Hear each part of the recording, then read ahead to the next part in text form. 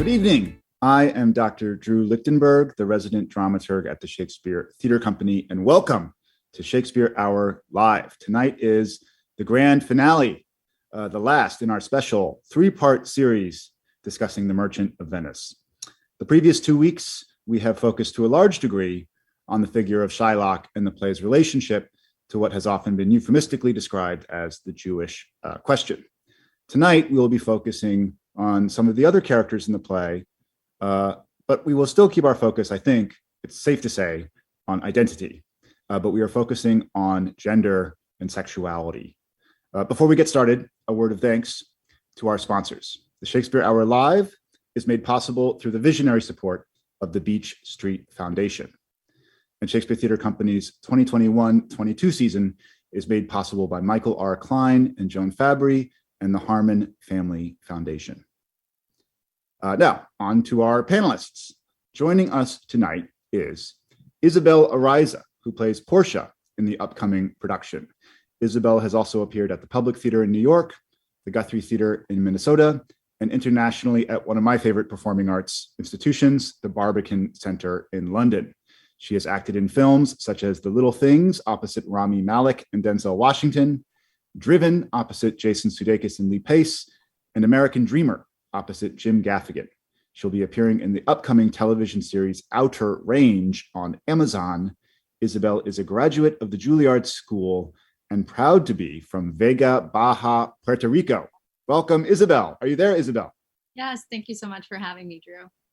And may I ask, Isabel, where are you currently? Are you here in Washington, D.C., since we start rehearsals, I believe, this Friday? I'm in New York, but I'll be heading to D.C. tomorrow morning, so very excited. So this is like a snapshot into the life of a working actor. Yeah. You have to pack your bags after doing this, get on a train, and come down to beautiful Washington to start rehearsing. Yeah. Well, thank you so much for making the time on what I'm sure is like a busy night for you to talk about Portia. Thank you for having me. Also joining us is Shireen Babb, who is appearing on the Shakespeare Hour Live for the second time, I believe. She joined us in the summer of 2019 to discuss Antony and Cleopatra alongside actor Jordan Barber and the famous scholar James Shapiro. Shireen has appeared locally at the Kennedy Center, the Folger Theater, the Roundhouse Theater, and at STC, most recently in Simon Godwin's production of Timon of Athens. She's appeared on Broadway in Macbeth and Harry Potter and the Cursed Child, off-Broadway in productions of The Crucible, Mary Stuart, and many more, and internationally at the Arcola Theater, as well as regionally. Hello, Shireen, are you there? Hi, Drew. It's good to see you again. Thank you for having me this evening. Thank you for joining us. And I'm remiss in not mentioning that, Shireen, you play Marissa in the upcoming production of The Merchant of Venice, correct? That is correct, yes. Now, are you also in New York, about to be in transit on your way down to Washington, D.C.? No, I came a few days early, so I am calling in from D.C. currently in this beautiful housing that STC has provided for us. So I came down last night. So another glimpse into the real life, if you will, of a working actor is being handsomely appointed by the Shakespeare Theater Company in our beautiful looking actor housing. There you go. I don't think I've been to our new actor housing, so I'm very curious actually where it is in the city. I'll have to email Max, our company manager. And Shireen, also, what have you been up to? You were telling me in our correspondence that you were working on a new company for actors. Yes. I established my company, Actors Prep LLC, in 2021. And we went live or beta launched December of 2021. And it's basically an online service providing readers on demand for actors to help them navigate the audition process, as well as having a rehearsal space for those who are currently in production. So that's a new angle, a new pivot that we have recently added onto the business. So we're up and live right now on www.actorsprep.com, and it's Actors Prep, one word. If you can't find us through the website, you can definitely find us through the website. Just look us up and you'll find it. And we currently have readers available to be used for both auditions as well as rehearsals. Wow, that sounds like a wonderful resource, and congratulations on launching a new company, Shireen. Thank you. Thank you. And thank you also for joining us. And now to introduce our third panelist, Dr. Carla Delegata, assistant professor at Florida State University, holder of a PhD in theater and drama, an MA in theater and drama, and a certificate in gender and sexuality studies from Northwestern University, in addition to a master's in English from San Francisco State. So truly the perfect person to have on discussing Shakespeare, theater, drama, gender, sexuality. Dr. Carla Delegata's forthcoming monograph is titled Shakespeare and Latinidad, the Staging of Intracultural Theater, which explores how Latinx culture has been constructed and is being constructed dramaturgically and textually in recent adaptations and productions of Shakespeare. I can't wait to read it personally. Dr. Delegata has written for the forthcoming Stanford Global Shakespeare Encyclopedia, and she writes online for HowlRound. She's worked as a scholar for the Shakespeare Center Los Angeles, the Public Theater, Chicago Shakespeare, and Victory Gardens Theater. She currently serves as the member at large for the Governing Council for the Association for Theater and Higher Education, or ATHA, as academics call it, and on the Collaborative Research Award Committee for the American Society of Theater Research, or ASTR. More importantly, Carla is now a three-time guest on the Shakespeare Hour, having previously appeared to discuss, what was it, Carla? It was Shakespeare's Heroines and West Side Story, is that right? Yes. So during the pandemic, we were discussing things that were tangentially related to Shakespeare, but this is before the Spielberg film came out. Yes. So, hello, thank you, Drew. It's great to be back, and it's wonderful to be able to have a conversation about this play and this production, because it's incredibly important to me. So, thank you for having me. Well, it's wonderful to have you. I should also say that in the chat is Sierra Culbertson, STC's development coordinator. So please feel free to ask any questions, share any comments, and Sierra will be sharing them with me throughout the episode. So now onto the sort of meat of the show, if you will. Gender and sexuality in the play, but really the rest of the play. Because after all, Shylock is a character who attracts a lot of focus, but is in fact a kind of a supporting character if you look at it through a strictly dramaturgical lens, only appearing in about 5 scenes, I think, and not at all in Act 5, or has no lines in Act 5. So Carla, I wonder if we could start with you on this question of why do we tend to focus on Shylock and not the other parts of the play?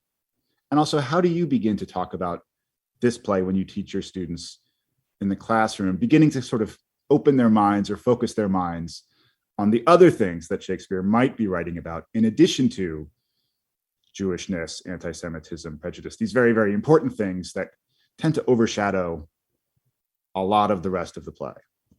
Right. And it is important because Shylock, because of the way that the play has been used to reinforce anti-Semitism. Obviously, Shylock is an important character, but as you mentioned, he's only in 5 scenes and doesn't have any lines in the 5th act. And so it's actually one of the smallest subplots in the Shakespearean canon. But Shylock actually has more lines than any other man, any other male character, including Antonio, who is the merchant of Venice. And so it's kind of a weird dichotomy of his importance and the way that is functioning. There are some elements of the Shylock plot that are not necessary for the primary plot to go forward. And then when they do intersect, it's in the trial scene, which has a whole bunch of other things that are going on too.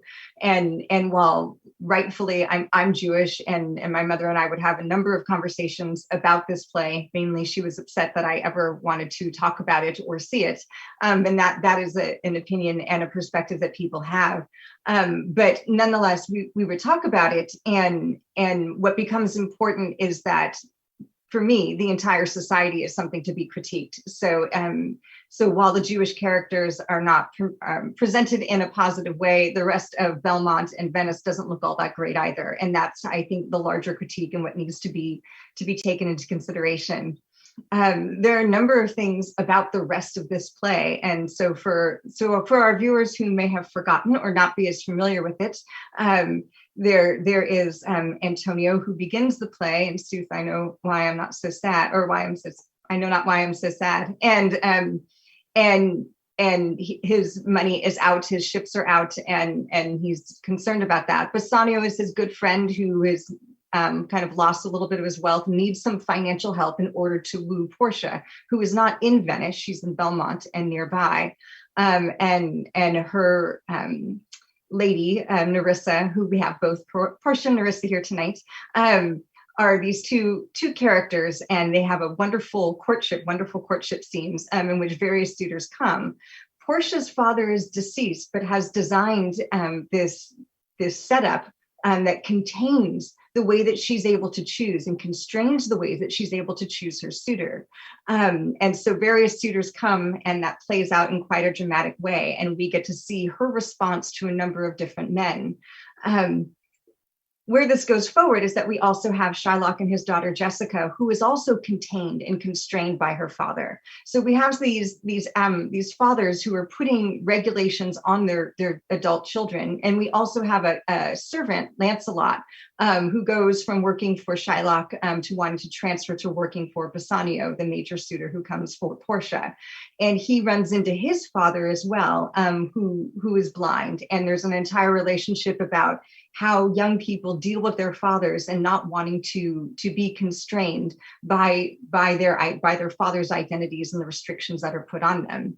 Much of this play has to do with money as well. So in the merchant class that was becoming more prominent during Shakespeare's time, there's a great deal of commentary. What causes the problems for all of these characters is money and the relationships to it. And so there are a number of bonds in this play, and the word bond is used more than 50 times. People are bound by deceased fathers and their constraints. They're bound by money. They're bound by legal issues, and they're bound by marriage vows. And so who's bound to whom? Antonio and Bassanio, some scholars, as you mentioned, have argued are in a homosexual relationship or have homosexual desire for each other. Others have argued that it's homosocial, that it's more fraternal, brotherly love, or we might call a bromance.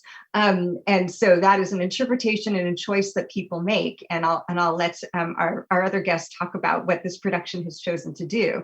But Antonio and Bassanio are kind of from different classes. Bassanio is more of an aristocrat, and Antonio is a merchant, and they should not be in a relationship to each other. One of the other things to point out when it comes to gender in this play is that we have more doubling in this play than in any other Shakespeare play. Both Portia and Nerissa will disguise themselves, as will Jessica.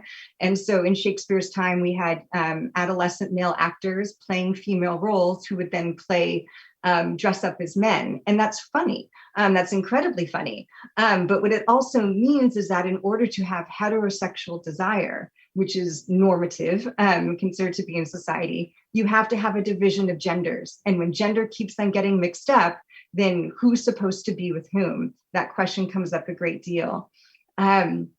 There are a number of issues I look forward to having a conversation about, but back to the question of, yes, Shylock is prominent. And I remember when I first read this play when I was 19 and in college, one student asked, well, who is the Merchant of Venice? And the professor put it to the class. And I raised my hand and I said, Portia. And the professor said, why would you say that? I said, well, she has the most lines of anyone, and she's the only one who's selling anything. And then a student from the back said, what's she selling? I said, she's selling herself. And then I heard a voice say, ooh, she's a feminist. And I heard another voice say, she's a proto-feminist. And I didn't, anyway, my answer was wrong. Portia is not the Merchant of Venice. But I really like my answer. And I kind of like to use that as a prompt to start off with, because she is selling herself, or that was my 19-year-old interpretation. And I think it opens up a lot of ideas about what is for sale and who is bound to whom in this play. Yeah, it makes me think of one of Portia's very famous lines in the play when she arrives in the trial, disguised as a young law clerk, as a man, which is the merchant and which is the Jew. And you could similarly say, you know, who is the wealthy heiress and who is the commodity that is for sale on the marriage marketplace. Portia seems to be keenly aware of her own price and her own value, that she is something that her father has designed this test for these suitors to kind of, and like the language is very symbolic of wealth. There's the casket of gold, the casket of silver, and the casket of lead, right? So like the Prince of Morocco and the Prince of Aragon, Isabel, when they encounter your character, they're like, "Oh, you're like gold," or "Oh, you're like silver," right? And it's kind of a booby trap, or it's kind of a trick, because those end up being the wrong answers. But certainly Shakespeare wants us to be thinking of these bonds, as you put it, Carla. Like, what is the price that you can put on relationships? How can gender and sexuality be manipulated or become fluid when potentially everything is for sale? Now, before we went on the air live tonight, Isabel, you were telling me about these encounters you've been having the last week or so with audiences in New York, which you were telling me are unlike ones maybe that you expected to have, or people coming up to you saying things that were remarkable about this Portia, saying they had never seen a Portia like this in a production. I'm just curious if you could share some of your experiences. Yeah, I'm also still thinking about that wonderful answer about the merchant is Portia, and just thinking about what you just said, Drew, about the bond, and before I talk about my encounter with some audience members back here in New York, I'm thinking, like, there's these two places, Venice and Belmont. And we usually just think of Belmont as this place of freedom and beauty, almost like a fairy tale-like kind of story. But it's also a place where this contract has been set for this woman in which she has no freedom, right? And so she's also become kind of, merchandise also. And so I'm thinking about the bond, and I'm thinking of these two places. They're both, the system is in place in both places. I think contrary to popular belief. But about what you just mentioned, Drew, what's been interesting to me, first of all, it's my first play, and it's been like 5 years since, I'd stopped doing theater. And so this was a very exciting opportunity for me to come back to the stage with this wonderful cast and crew. And this play, which to me seemed very problematic, and I was like the cast member who was like, I don't think we should do it, and I'm glad we did. It's kind of opened so many conversations, interesting and I think timely conversations about the play. So I'm glad we did it. But what's interesting to me is kind of how people have received this Portia, which everyone has opinion. It's positive or negative, which I'm very happy about, because I know then somehow it's, people are having an opinion about it, which is what you want as an artist when you put your art out there. But what was interesting was I had an encounter with this one woman who, it was a weekend. I had finished the first show. I, went outside to get some fresh air, and I took my mask off, and she saw me, and she was leaving the theater, and she came down the block again and turned around and asked me if I was Portia. And of course I was thinking, yes, I'm Portia. Like, thank you so much. And she was appalled by this interpretation of Portia. But what was interesting was her approach of what she thought was a horrific take on this Portia. And also it had to do with the fact that this is not how women should behave, and not Shakespearean women, and the licenses that we took from, Shakespeare. And that was upsetting to her. So I think it spoke so much about her ideas of what the character should be, but also her as a woman, and the way she framed it. She said, the way you treated the men in this play is disgusting. And I thought, well, what about how the men treat me? And I thought, well, that just speaks so much about her as a person, but also how she received this, and her expectations of what a well-behaved woman should look like. And I think we have these ideas of maybe this character, how she should behave as a woman. And we kind of don't follow those rules in this version. And that's exciting to me. Yeah, it's so fascinating to me, Isabel, hearing you talk about kind of audience reception and also audience expectation. And it makes me think of something Jonathan Kalb was saying 2 weeks ago about this play, which is that, we have no way of knowing what Shakespeare intended or believed when he wrote the play. But clearly, in some way, the play has flipped in its meaning over the course of its life. That it was written maybe as a more straightforward romantic comedy, maybe somewhat like As You Like It, where Portia is a kind of Rosalind character, who you think of as being witty and inventive and going in disguise as a man and kind of winning the contract of marriage with the man that she loves.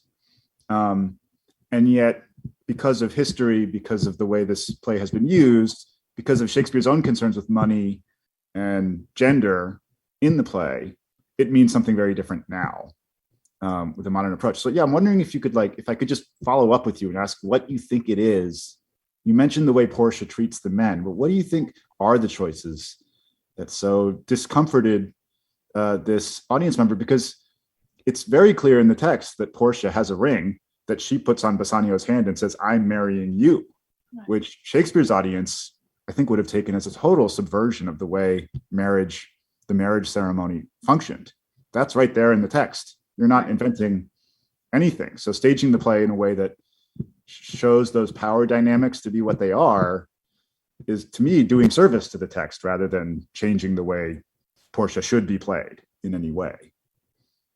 It's interesting you mention that comparison with Rosalind, which I read that play when I was preparing for Portia as well. But what I found, I think it was very clear to me, and Shireen, if you have anything that you want to add to this, but I think it was very clear that the director, Aaron Arvis, was interested in exploring kind of the ugliness of all of these characters, right? And kind of exposing who the system's for, who is it designed for, who can, bend the law and go around it. And yes, Rosalind becomes a man to save her life. And I feel like we see this character when she goes into the forest becoming a man. And as you like it, there's this freedom, right? And the comedy comes from that too. I think in this version, Portia becomes the man, and that's constricting. It's almost like she perpetuates the violence that she's been receiving as well. And to me, we added something in the staging where, and it's usually kind of this boring scene in which Portia's telling Nerissa, we're going to get disguised as men. And it's usually played very fast and it's nothing. And I remember telling Erin, and she gave she gives all her actors a lot of freedom to kind of, pitch something to her. I said, I'm interested in the idea of the suit and what the suit represents in this world, in this corporate, white Christian world. What is the suit? And what does it do to someone who has never worn that, who has never left Belmont, who has never, and so I always had these ideas of putting it on and it's something constricting and somehow she becomes that. And she kind of does, at least in this version, Shylock ends up becoming kind of collateral damage. But I was just mentioning those two things about, the freedom that maybe Rosalind can have disguising herself as a man. And in this version, what that does to Portia. Shireen, you were about to. I was just going to say, but what you also do so beautifully in the trial scene, and I know we'll eventually get to that, is that while you are taking on this power that suit gives you as far as inhabiting a man, there's also something that is being attacked as a woman. And without giving away what is happening there, you use that to drive home both that power and that disgust. And I think that is the complexity that we have throughout this play. And I think that's the reason why we get the response that we get, because we're not giving you answers and we're not saying that it should only be played this way. There's many layers that, through the direction of Aaron and that freedom of exploration, that we've been able to find these many different colors so that it's not just one thing. So I just wanted to point out that you also have something else that is attacking you as a woman. So this dichotomy between what a male power and what a female sensibility is happening in that scene allows us to have that complexity for Portia's journey during the trial scene as well. Yeah. I never thought about that. That's true. I mean, I did think about it, but just kind of inhabit it. But that's so beautifully said. Well, I think Shireen, what you're being very careful in trying not to spoil or give away some of these interpretive choices that get made during the production. Although I think this is the Shakespeare Hour, so I think this is for like the more hardcore Shakespeare fans who might want to know like what some of these interpretations are in the staging because they already know the play or because they're really curious about the play. So I wonder if like we could just talk about like what the nature is of that discovery and how it functions as part of this, complicated power dynamic between, I love what you say, Isabel, putting on the suit, being constricted, losing your femininity, your freedom, and yet also gaining power in a way to take it out on someone else. So like, yeah, what's being discovered in that moment in the trial scene? Shireen. Oh, I was going to let her do it because it's her journey. But what I witnessed over the course, I think I started to notice more of it towards the end of the run, is that as she is finding this power as Balthazar, the moment she realized who her husband is, and this relationship that he has with Antonio, which, if I can say, there is a kiss in the child scene. I think it drives Portia into this place of her own revenge, seeking revenge, and wanting to follow through with Antonio being killed. Yes, get that pound of flesh because you do not deserve to live after what I've just witnessed. So it's almost as if Shylock becomes the scapegoat for what she wants in her own seeking of revenge from this betrayal that she's witnessed between her husband and Antonio. So I just started to notice that, and I was like, oh my God, that is so cool, Isabel, so cool. I've never seen it done that way, so that's why it stood out for me. We have a question from viewer identifying themselves as double D, DD, two Ds.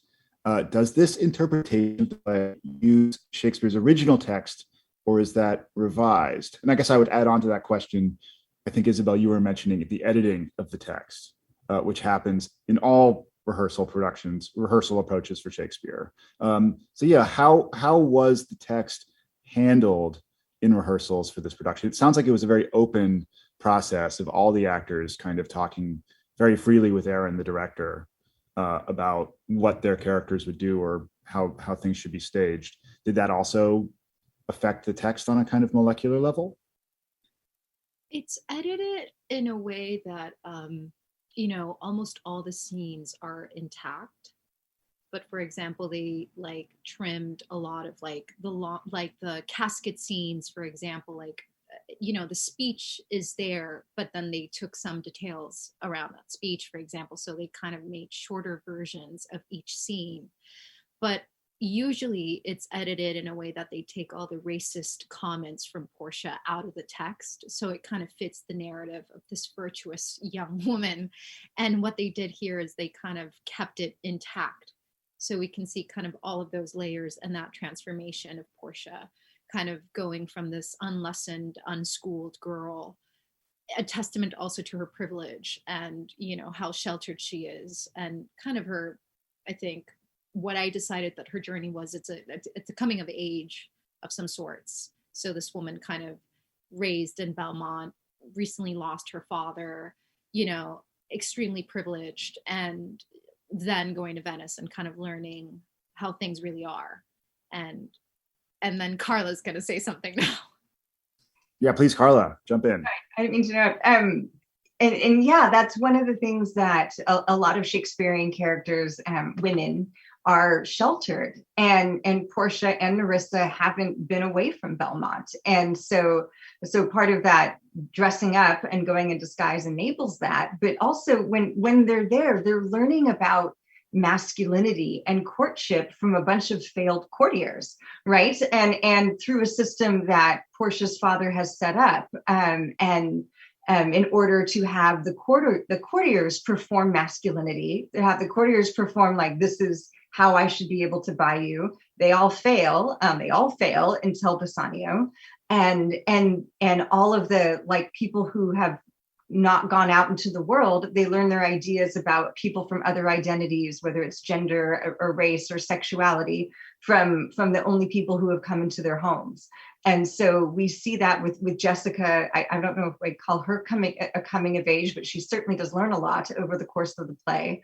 And Portia and Nerissa do as well. So the things, it's a difficult, whenever I've seen this play performed and when I read it, how do we look at people who haven't had that experience of interacting with others, right? And they're tending to repeat what it is that they've heard brought into their homes. So in the first scene with Portia and Nerissa, they have, I think, some kind of very humorous comments about all the different men who've come before.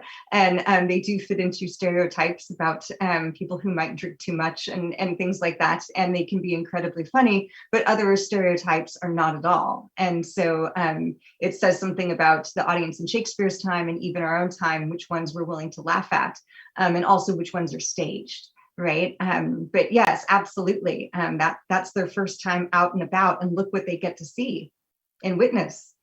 It's not very promising. I don't know. You tell me. It's interesting that you say that it's a coming of age for Nerissa, because I didn't see that for my journey with her. I first acknowledged who I was in comparisons to Isa, and I noticed that I was a few years older than her.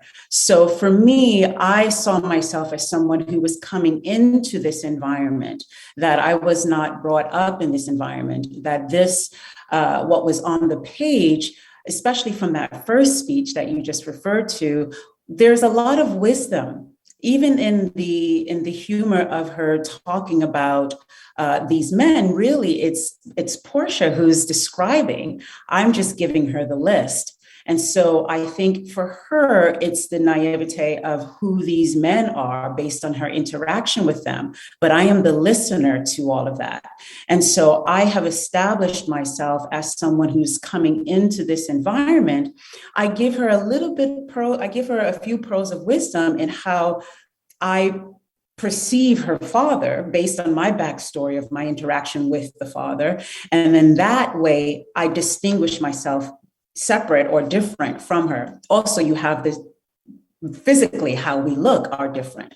So it allowed me to have more of a journey of who this woman is, and in a sense, creating her own autonomy and her own agency of their relationship. Because what I have witnessed or what I've experienced with Nerissa in the past is that she is more of a peg to Portia. She doesn't have her own life. She is someone who's coming of age. And that was the main reason why I chose to do this, because of the discussion I had with Aaron to make sure that Nerissa could have her own agency. She could have her own storyline in this. So I find that, yes, on the page, it does seem as if she's a woman or a young lady coming of age, but I truly wanted to go against the grain with that.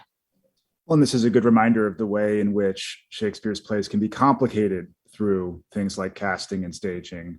Rather than the original intention not being served, these are malleable texts that can transfer across time and come to mean new and different things. And I think that to me, Shireen, having seen the production, that totally comes through, that Nerissa is a woman who makes up her own mind, who has previous lived experience that is maybe very different from Portia, and who cares for Portia, and yet it is a kind of servant-mistress relationship at first. And yet what's interesting is that Nerissa ends up marrying Graziano, who is also a merchant from Venice, right? And one of the most anti-Semitic characters in the play. And in this production, played by a white actor, kind of wearing Brooks Brothers. So there's like a whole kind of like preppy, moving up in class component to the Nerissa story in this production that makes complete and total sense of the play. Yeah. To me now. We embrace that every day. You have individuals who are opportunistic. You know, they're looking for ways to climb that ladder. And there is also a sexual appeal there. I think there is something that is genuine in as far as the attraction, but I think it's very complex. It's not, oh, it's just because she's able to climb the ladder. Oh, it's not just because she finds him attractive.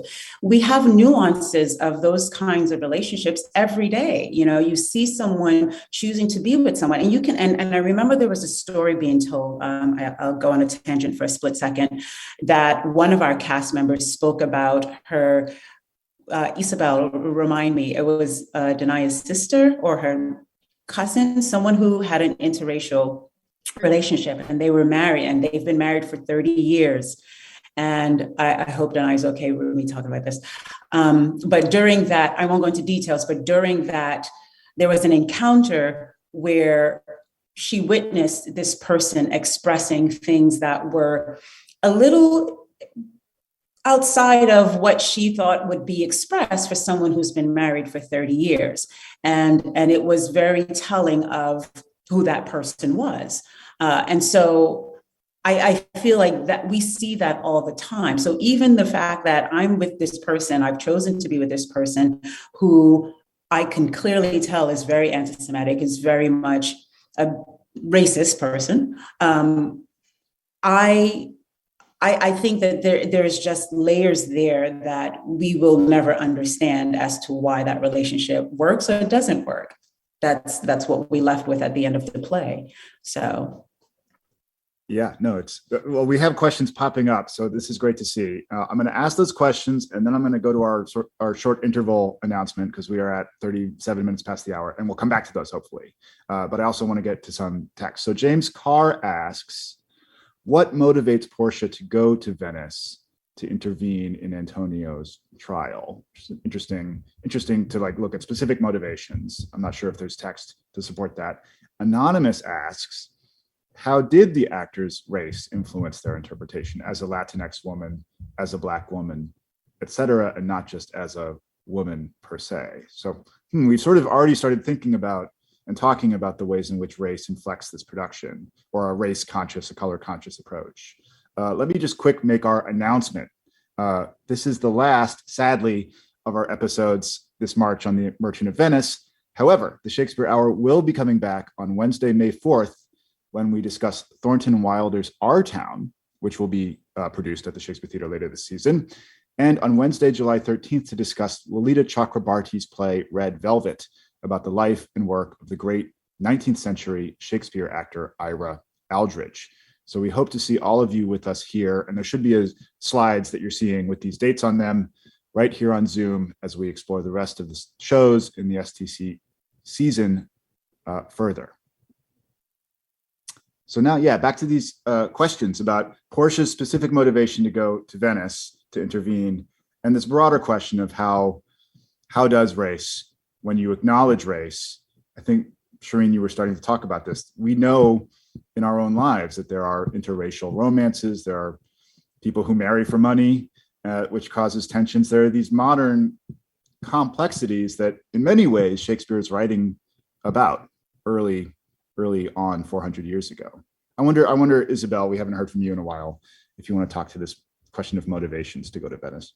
Yeah, well, I had two motivations. One of them is it's fun. I just got married to this man that I'm madly in love with, or so I think I am. Because there's something about image, right? I think we come to realize that these two characters, I think it's the same for Portia and conversely for Bassanio, realizing I married a stranger, right? I always think about like when they discover, that last reveal, when she reveals what she did to Bassanio. How does he take that, right? And then what she sees in the trial, right? Like it's dawning on her. I married this man, and it was the image, the fact that he was a citizen, that he was a Venetian, that he was an aristocrat, all these things that made him appealing to me. But then realizing this is a stranger. So I think one, it's I don't think she takes into account the stakes of what's going to happen in the trial. And in this version, I think it's up her sleeve, like the even the quality of Mercy speech. I think it's always played like it's this like moment between her and Shylock. But to me, it was important to show this is a testament of her privilege, She's even going into trial. This is somebody's life here. That's like, you know, this person that's about to be executed. And she thought it was a fun idea to go to Venice. So that's one thing. I think it's her testament to her privilege. And I also think in this staging of it, something happens in that scene when they exchange vows and she basically, you know, gives everything to Bassanio and makes him now the lord, the king, the master of the house. She sees something and clocks something, that it's enough for her to feel like something's off and she wants to go place by. But I think it's all rooted in the testament to her privilege and how she thinks like, this is great, we're gonna go to Venice, we're gonna go see our husbands, you know, without thinking of, well, the way we're gonna do it and how we're gonna do it. And but I think it's those two things. It's a fun, I also want to go see my husband who I just married, and something that I saw that was kind of suspicious, which makes me want to go to Venice. Carla. Yeah, it's interesting. Carla has a point here, but hearing you speak about that, I'm reminded that in Shakespeare, usually in comedies, we leave the city and we go into the country. Mm-hmm. And it seems like Portia's making the opposite trajectory journey, going into the city and being splashed in but like cold water, you know, the cold light of day, seeing things actually for what they are. Mm-hmm. Not at all this romantic fantasy image that she might have of what her marriage is. Carla, you were going to make a point. Yeah, I mean, The Merchant of Venice is fascinating in so many ways because oftentimes in Shakespeare's comedies, especially, once women get married, they're silent. When we think of Viola in Twelfth Night, and a number of our other characters, even Rosalind, people they tend to be quiet afterwards. They don't tend to say much, and that's where the comedy ends, always in unions, whether we're happy about them or not. But in The Merchant of Venice, the unions occur kind of midway through, and then more needs to be resolved. And Portia and Nerissa both have more agency after they're married, and in order to do that, they go in disguise. And I guess scholars will sometimes joke about The Merchant of Venice, you have Morocco coming to woo and Aragon coming to woo, and the question of what if Portia and Morocco had gotten married, then that's what Othello is. That's that play, right? One of the other Venice plays. And Desdemona is accustomed to being a senator's daughter, and she still takes charge of a situation and tries to speak, thinking that she has the respect of everyone around her as a senator's daughter. And it doesn't work very well once she's become a wife and she's in Cyprus.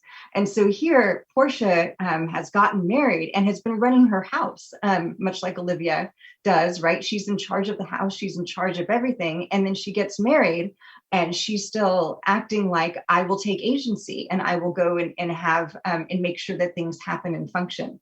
She's a lot more successful than some of the other female characters I've mentioned, which makes it all the more difficult when she says some things that are hugely problematic. Her textual reading could use some refining when it comes to ethics, at least. But anyway, I just wanted to mention that about how different that Portia and Nerissa are after marriage than a lot of the other women we see, especially in comedies. When you mentioned the Morocco scene and the Aragon scene, and we touched on that briefly in the first half of the show, where I think, Isabel, you were talking about how often the pejorative references to nationality or race that are sanitized out of this play were instead left in to this play.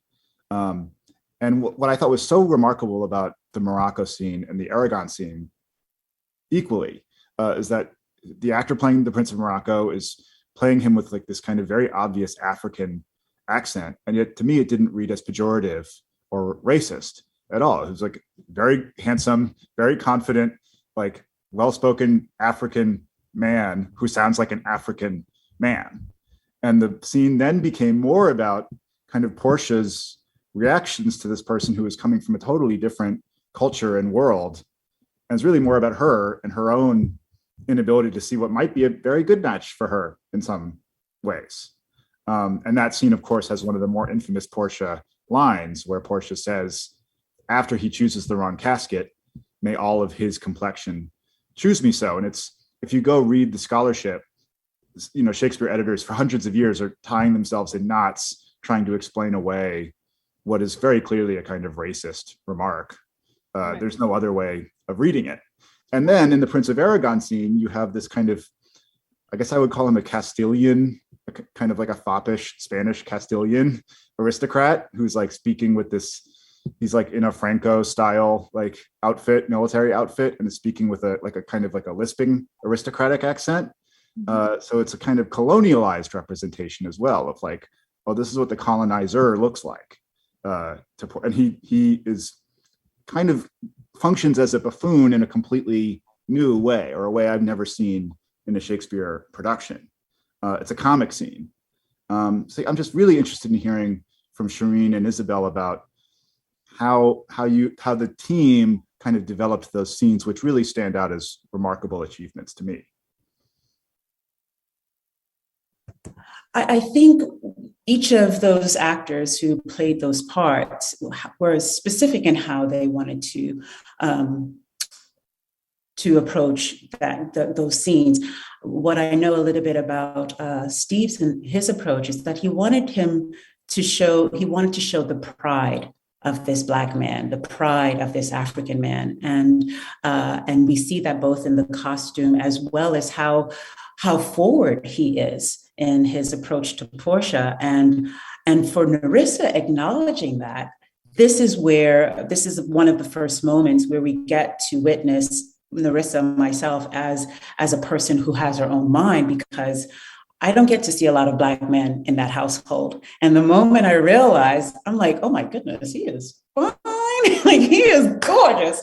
And so I let us know that I am proud of who is standing before Portia. And I think that is a way that we have kind of lifted off the page because of the individuals that are playing these parts. But it's definitely, with Morocco, I don't think I've seen the pride in this person coming into this world and in this scene. And Steve does that so beautifully. As for Aragon, one of the beautiful things, which I love that we've done, is embracing the Spanish. And I'll let Isa talk about that more, but it's just the way that we've allowed this character to show their pride as well, in the way that we have a lot of the scene in Spanish. So I think both of them had a say in how they wanted to make these men come across, and I think they did it extremely well. Yeah, Isabel, I'm curious, since you speak in Spanish with the Prince, Portia speaks in Spanish with the Prince of Aragon, and there's kind of a comic moment where he does a take and is like, oh, I didn't realize you could speak my language as well. Yeah, I'm just wondering how that discovery might have been made or developed. Did you go into it thinking this is always going to be a Spanish speaking scene? No, that was totally Vareen's idea. Vareen Ayala, who's the actor that plays the Prince of Aragon. He's also Puerto Rican. And he said, today I'm going to surprise you. I said, okay. And then he just did that thing in Spanish, and he had asked Aaron when we were rehearsing, and he's just like, go with the flow. And then we just kind of found, this like back and forth at the beginning of the scene that kind of establishes, that rapport, which is very fun. And that I'm very proud of. I'm like, yes, we're speaking Spanish. This is phenomenal. It's like a moment of me as an artist, as a Puerto Rican woman, just to feel proud that we get to do that. But that was totally Vareen's idea. I think it's brilliant. And Shireen said it beautifully. I think those two actors just did exquisite work in creating and bringing to life those two scenes. And about the relation to the Prince of Morocco, which I find very fascinating in this version, is like she does not want to meet him because he's Black, and she does not want to meet, she's also, it was interesting because we worked with the scholar Ayanna Thompson at the beginning of this process when we were rehearsing, and we talked about, this color conscious casting, and we talked about what is the story that we're telling with the bodies that are telling the story, right? Because there's the story from the script, and then the story that we create as the actors embodying that story. And we talked, We talked about a lot of things, but we talked about, I think I had a hard time kind of doing those scenes in which we show the ugliness of Portia, but then I stopped resisting it and I thought, okay, what is the story that we're telling with this? And not a way of justifying her violence in any way, because it's very upsetting. And as an actor and an artist, like, I set myself up to show this to the audience. Like, here I am, this is what I'm doing, you know what I mean? And I think it's a bold choice of like not shying away from that. But I think also it's part of her, how sheltered she is. I am convinced she had never seen a Black man. She had seen her father's assistant, Narissa, and after the father passed, you know, she becomes her assistant. But I don't think she had ever met a man like the Prince of Morocco. And so I think it's, again, a testament of her expectations, her ideas that comes from her privilege and how sheltered she is. And then when she meets him, what's that story and how that changes, and it kind of opens her up to a different idea of what she thought or what to expect, and then how she resorts to that violence when it does not work out in her favor. That's interesting to me, to kind of see that journey, you know. With the Prince of Aragon, it's pretty. Go ahead, Shireen. No. I was going to say, you were touching on something that I don't think we quite pulled apart yet, and that is about the racism, but specifically the racism between Portia and Narissa, because I remember we had a talk back, and it was I think someone was commenting on your lines, Isa, about good sentences and well pronounced. And I remember speaking to that and saying that if it was an all-white cast, no one would notice the microaggression that is within that line. But every night we get a response when Portia says that to Narissa. And I think it's because you're looking at a dark-skinned Black woman being told how articulate I am and how I just said these lines to her by a white adjacent woman, you know, and no one really knows that she's Puerto Rican until we get to the scene of her speaking Spanish. They may think something as an audience member watching that.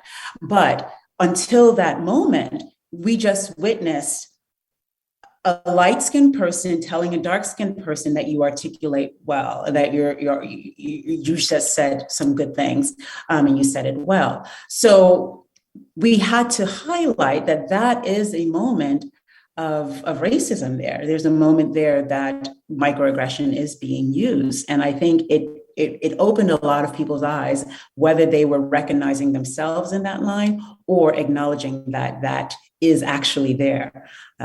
Well, I think this is, you know, I was writing about this in my newsletter last week, that it's one thing to historicize Shakespeare's plays and put them into proper historical context, what these lines may have originally meant, which again, we can't definitively 100% say.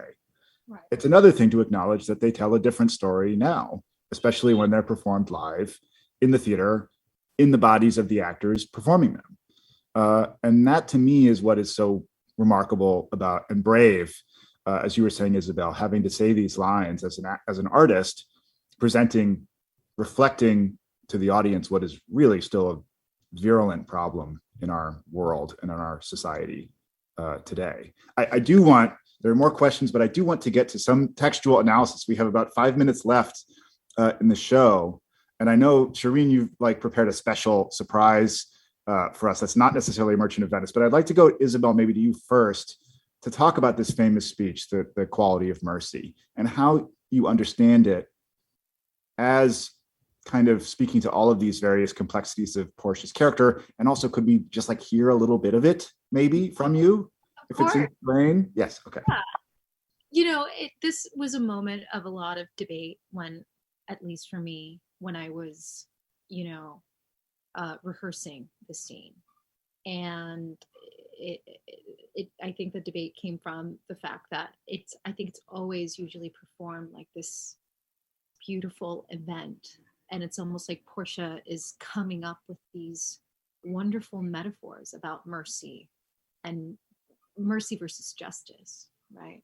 And how we should all just pray for mercy. And what I knew from the beginning, before I even started rehearsing this play, with this version that Erin wanted to tell us, was she has this up her sleeve. And the moment when it doesn't work, because she thinks, I'm just going to say my mercy speech. I mean, this is a woman that's like highly educated and probably took, had access to world-class education, or at least like rhetoric and public speech. So it's a beautiful speech. And it's also trying to target Shylock. Come on, and I think that she thinks that after the speech, he's just going to say, okay, I forgive him. I'll take the money, and when he doesn't, it goes horribly wrong. To me, that's interesting. So that's something I wanted to say, because I think there's always the expectation of this like beautiful, heartfelt moment between Shylock and Portia. And I don't think it's that.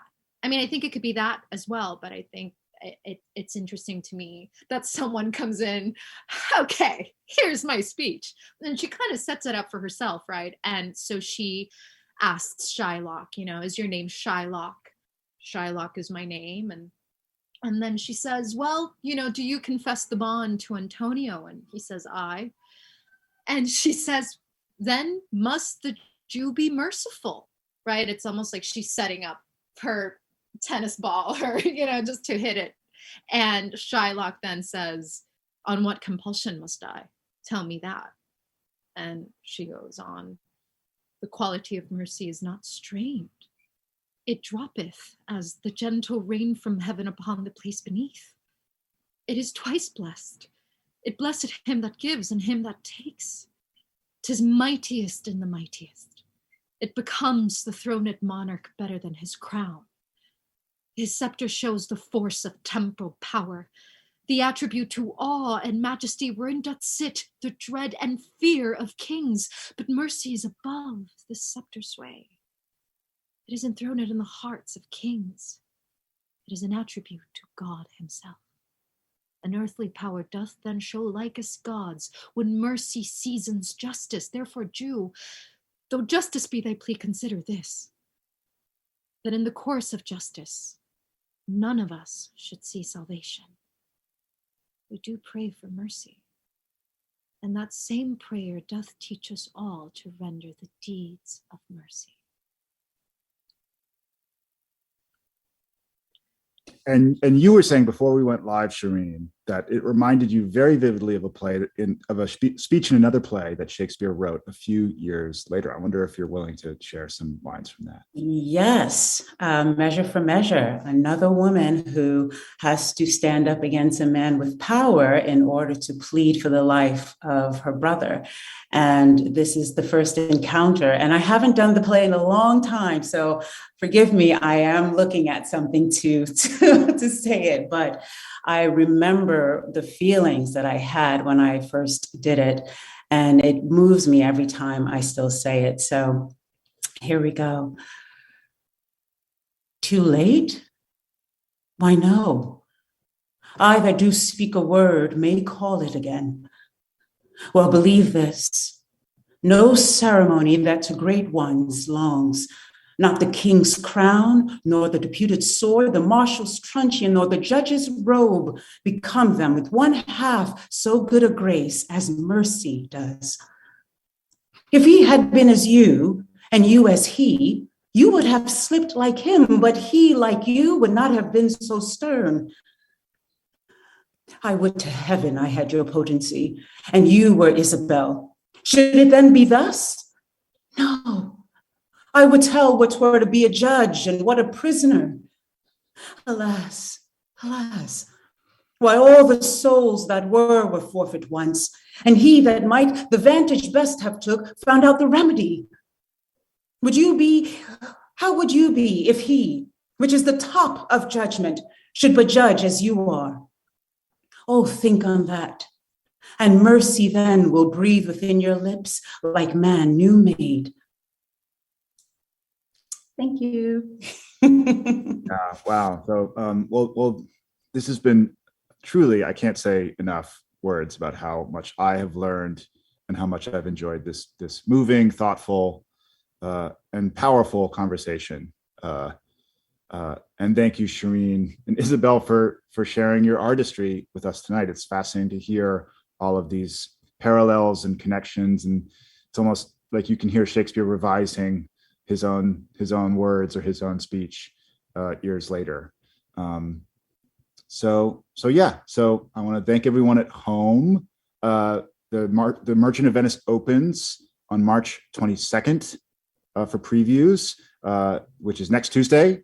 And then Friday is opening night. So I'm looking forward to seeing all of you at home, not on Zoom, but at the Shakespeare Theater for this extraordinary, incredible, can't say enough great things about this production with these great artists. I also want to thank Carla for joining us, one of our beloved frequent guests at the Shakespeare Hour.